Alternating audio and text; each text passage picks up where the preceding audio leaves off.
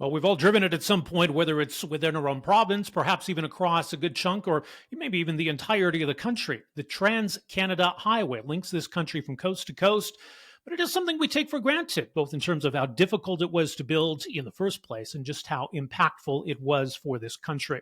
Fascinating new book delves into the history and the legacy of the highway. It's called Canada's Main Street, the epic story of the Trans Canada Highway. Craig Baird is the author of the book. He's also creator and host of the podcast Canadian History Ehx, EHX, CanadaEHX.com. Craig, so great to have you with us. Congrats on the book and welcome to the program. Well, thank you, and thanks for having me. So let's talk about what I guess kind of motivated you to tell this story. I mean, as part of this, and you look at how we think of the Canadian Pacific Railroad, for example, is this about giving this highway its due? Absolutely, and you bring up the CPR, and when we look at that in our history, it has almost a mythology around it of building across the country, all the things that went into it. I mean, Pierre Burton wrote 2 volumes just about the building of the CPR. And I just felt like the Trans-Canada Highway was just as important to Canada's history, but wasn't really getting that attention, or like you said, getting its dues. And I think it's because we all use it. Every single person uses the Trans-Canada Highway at least once in their lives. I mean, if you live in Calgary and you drive to Peters Drive-In, you're driving on 16th Avenue.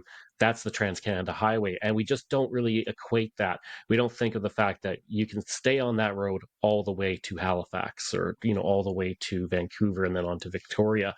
And it just doesn't have that same impact, even though it is a really major part of our history and a part of our culture.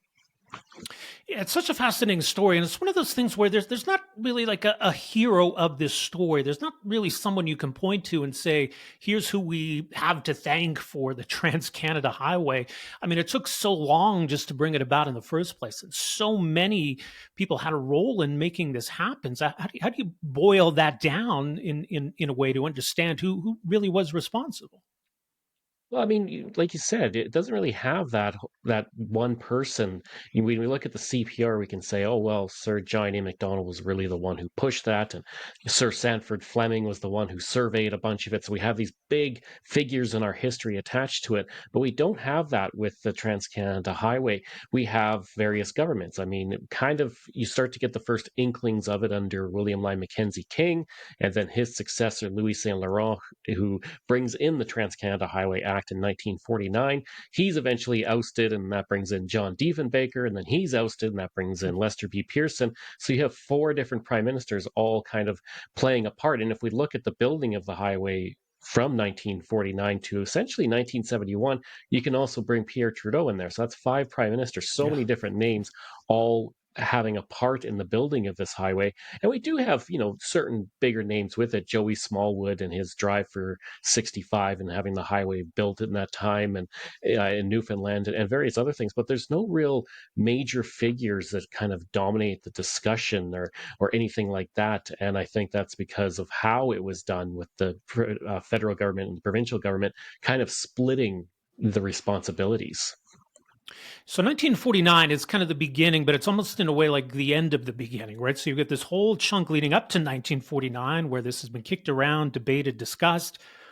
Then after 1949, the whole process of actually doing this. So really, we're talking about, I mean, decades in the making, right? Absolutely. With the rise of the automobile in the 1910s and onwards, the first people to drive across Canada, quote unquote, were Thomas Wilby and Jack Haney, who were, one was an American, one was British. Jack Haney eventually became Canadian, but they didn't really even drive across Canada. They were on the train tracks for a time. They were on a train for a time. Were on a barge on Lake Superior because there was no roads, and so that's kind of where the start of the story of the Trans Canada Highway begins, and that's why I began my book with their story. And it really wasn't until about 1947 or so that you actually had somebody drive across the country only on a road, only in Canada, because people used to just go down into the United States to skip Yeah. over huge portions of the country. But you had all these highways starting to be built through the country in the 1930s, as projects for unemployed men during the Depression, and the 1940s, the Crow's Nest Highway, the Big Bend in British Columbia, the highway through northern Ontario. So you did have all these highways starting, but there wasn't really like anything connecting them all as one single highway with certain requirements of how that highway had to be built and all of that. And so you did start to see that as we get into the post war era. More people have vehicles, more people want tourism. Towns are saying, we don't want people driving into the United States to get somewhere. We want them coming through our community to help build our community. And then you start to get closer to that. And then 1949 hits. Yeah, I mean, I guess even today people still do drive through the United States, depending on where they're going. But how much of this was that kind of nationalist enterprise? Because I mean, some of it's economic, obviously, or trying to encourage Americans to come up and see Canada. But how much of this was a nation building exercise?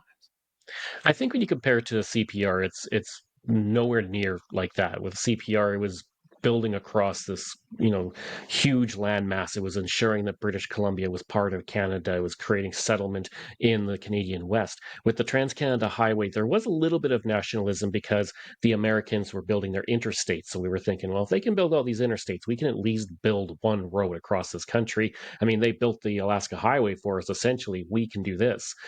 But then I think the main thing was economics. It was tourism. It was attracting people from the United States into Canada to drive that road, see Canada, but also to keep Canadians in Canada. And when you look at where that highway goes, its route is decided by tourist aspects. It could have gone through northern Ontario, but it hugs Lake Superior and those beautiful vistas of Lake Superior. It goes through Banff rather than, lower down through the Crow's Nest Pass or higher up through Jasper. In Newfoundland, it makes sure it hits various provincial parks and national parks. So tourism is a major factor with this of encouraging people to drive the country and see the country and spread the money around. I mean, it's funny you alluded to. I mean, some of the wild stories of the early attempts to drive across Canada, and just these early vehicles, and I don't know how they held up, and what would, I guess, kind of charitably be called roads. So it is pretty wild. Even by 1949, what was considered a road or a highway? Are we talking about divided highways, wide highways, paved highways by that point? Well, I think you'd be wishful thinking if you hoped for like a divided highway in Canada in 1949 for sure, and a paved highway was like, oh, this is great, this is nice. Yeah. The majority was gravel, and like you said, people were really when they were taking their vehicles out, you were assuming you're probably going to have 3 or 4 flat tires because of the ruts in the road and all of that, and taking the family on a nice cross country drive, you could do it in 9 straight days if you just kept driving constantly. But back then it was much longer because A, you couldn't drive as fast because you didn't have paved roads, and B, because you were constantly stopping. Gas stations were few and far between, and you didn't have as many paved roads. And even with the Trans Canada Highway, when John Diefenbaker stamps it down in the Crows, or not the Crow's Nest Pass, but Rogers Pass, and says the highway's finished, the highway's open, there were still huge sections that were still gravel. Like it wasn't technically done. There was a road that kind of connected the two oceans, but there was still a lot of work to that. And like I mentioned, Newfoundland didn't finish its road till 1965, and even then, portions were still gravel. So when you were driving anywhere in Canada, you were driving on gravel roads, and you were assuming that at some point you're going to have a flat tire or your vehicle's going to break down and you're going to hit some huge pothole in the middle of the gravel road that's going to annihilate your axle. And anybody who's grown up in rural Canada, like I mean, I grew up in rural Alberta, and you know how rough gravel roads are today. Now think of how they were 70 years ago. We're talking, 75 years ago, but I think so much of the political debate would sound familiar today. I mean, is this too expensive? Who's going to pay for this? Is this federal jurisdiction, provincial jurisdiction, even within provinces? And it was a big thing here in Alberta, right? Fighting over where this highway is going to go. All of that political tug of war. I mean, it was very much part of this story. It really was. And when you look at it, it's amazing that it was even built. Like, I think we'd have a lot of trouble now trying to get it built because we can't seem to really agree on anything across the country. And with the Trans Canada Highway, the federal government, all the parties agreed that we needed a highway. But like you said, it was about who's going to pay for this? How much is it going to cost? So the Liberals, they wanted 50-50. Provinces pay 50% and the federal government pays 50. The Progressive Conservatives under George Drew, they wanted to pay 100%, and the CCF was the same thing. So there was a lot of debate about how it was going to go about. But eventually it was 50-50. The end date for the construction was put at 1957. Saskatchewan was the only place that actually was able to build to the deadline. Everybody else couldn't. So they had to extend it, and that resulted in the federal government making the decision to actually pay more of the highway to get it built faster. So what they said was, we will pay 90% of the 10% most difficult portions in your province. And that helps get things moving a bit faster. But yeah, it really comes down to that. And then the most difficult part is the federal government says each of the provinces has to decide where the highway is going to go. And if you have Nova Scotia, New Brunswick, okay, well, it's pretty easy to figure out where that highway is going to go. But when you start to get into Ontario, is it going to go through Ottawa? Is it going to go through Toronto? Will it take the northern route, or is it going to hug Lake Superior? And then you get to the prairies and you split off after Winnipeg. And now is it going to go through Saskatoon, Edmonton, Jasper? Is it going to go through Calgary and Banff, or even branches off there, Lethbridge and the Crow's Nest Pass? So Alberta had three different routes to choose, and they also had to make sure they chose the same route that was going to make it easy for Saskatchewan and BC, so you didn't have this zigzagging highway trying to hit all the communities that wanted to have the highway. I mean, Edmonton fought hard to get this highway. Yeah. Well, and it really shaped these cities moving forward. You think about what Alberta might look like today if it had gone through Edmonton, or even if it had gone through Lethbridge. I mean, how different might Lethbridge be today? So it just speaks how consequential this highway was. Without a doubt, and I think probably the best example of that is Banff and Jasper. When I go from Jasper to Banff, often feel like I'm driving from a small town to Disneyland, because you go from Jasper where you can park on the street. It's relatively small. You take that beautiful highway through the mountains, and then you reach Banff, and then suddenly there's like buses of tourists being picked up and driven into the community, and there's so many people. And the Trans Canada Highway is a big part of that, because it really helped build Banff up as the premier destination in the mountains. Now, if it was reversed, I think Jasper might have been built up a lot more versus Banff. But yeah, I think that if it had gone through Edmonton, or even if it had gone through Saskatoon, then Edmonton, Lloydminster would be a much larger community because of the Trans Canada Highway. So it really did help some communities and then hurt some communities because they were bypassed. And I mean, obviously, this story isn't about, we didn't just build a highway from scratch from one coast to the other. It did involve kind of what's already there. And I mean, that's a part of the story here, too, right? I mean, Banff was established even 100 years ago, right? Banff was a pretty important national park and destination. We had some experience already in building roads to there and through there. So when you look at Alberta specifically, or elsewhere where there was existing road infrastructure, how much did that play into where this highway was going to go?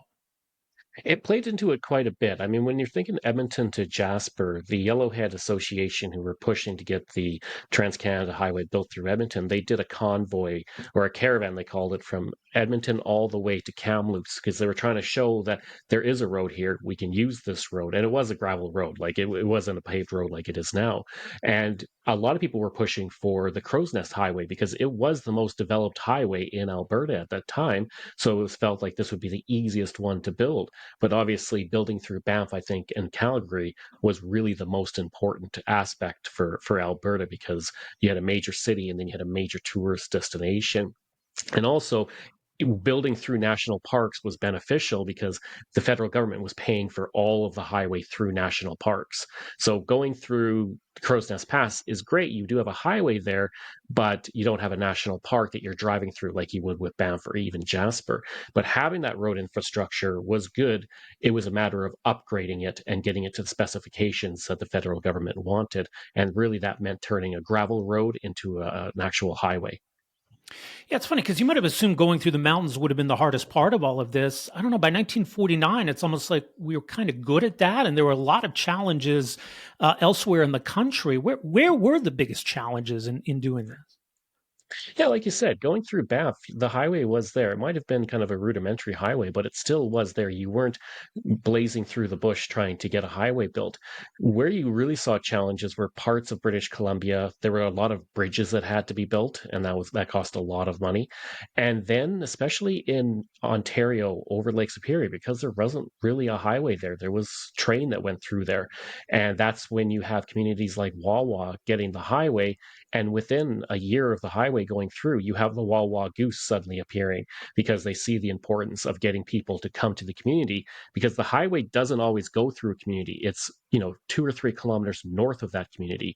Granted, it goes through Calgary and it goes through Regina, but these smaller communities are just a little bit bypassed, so they need to do something to draw the people in. You also saw a lot of difficulty in places like Newfoundland, where you were also building through kind of virgin territory to get this highway built, because they weren't going from St. John's to the next coast. They were going through the top of the community or the top of the province, because they had to get all of the communities they could onto that highway.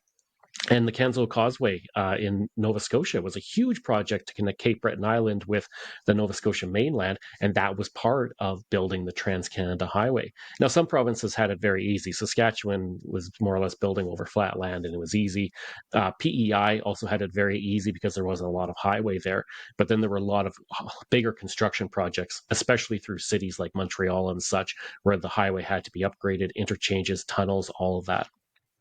Well, it's interesting. I think we've seen this more recently too, where we build these major new highway projects because people want to get where they're going as fast as they can. They don't want to have to make stops or slow down through towns and cities. But it's always kind of the argument, wasn't it, over the years? And maybe it was part of this conversation that you're bypassing these towns, and there's something to be said for going through a small town and having to slow down or having to stop. How much did that factor into to building this highway? Right, the speed and convenience versus linking all of these communities.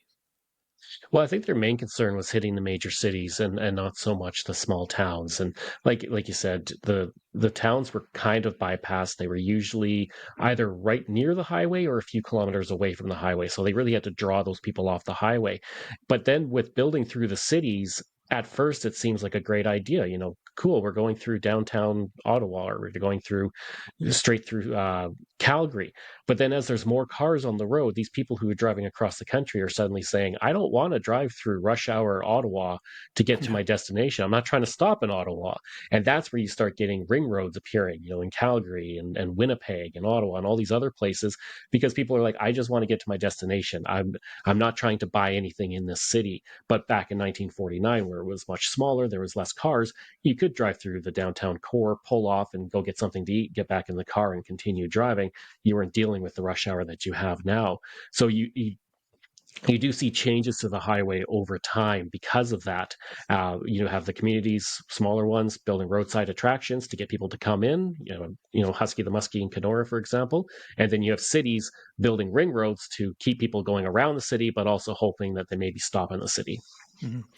Now, I mean, you alluded to the Yellowhead and the Crow's Nest Highway, and those are well developed now in Alberta, and it's kind of thing across the country. You can get across the country, and really, you could avoid the Trans Canada Highway for the most part. Not to mention the shortcuts to the U.S. or other ways of traveling. So, I mean, I don't know. Does the Trans Canada matter as much today? Do you think? I think it does. I think, in terms of our history and our culture, the Trans Canada Highway is always there. I mean, Terry Fox ran on the Trans Canada, Yeah. and uh, Rick Hansen was on the Trans Canada. Like, it does play a part in our culture. Now, in terms of like, does it matter as much? Well, people, if I'm outside of Edmonton, so a lot of people here are gonna be like, well, I don't want to drive to Toronto, I'm going to fly to Toronto. Yeah. So the advent of the airplane and commercial flights definitely does change the importance. When you're driving the Trans-Canada Highway on a long trip, you're usually doing it for maybe 9-10 hours at most, and anything more that you're flying, unless the purpose is, I want to drive the Trans-Canada Highway across the country. Like this year, I'm driving the Trans-Canada Highway across the country because I want to see the country, and the Trans-Canada Highway, I still feel, is the best way to do that. But like you said, from pretty much Winnipeg all the way to the Pacific coast, I can drive across the country without being on the Trans-Canada because I can take the Yellowhead.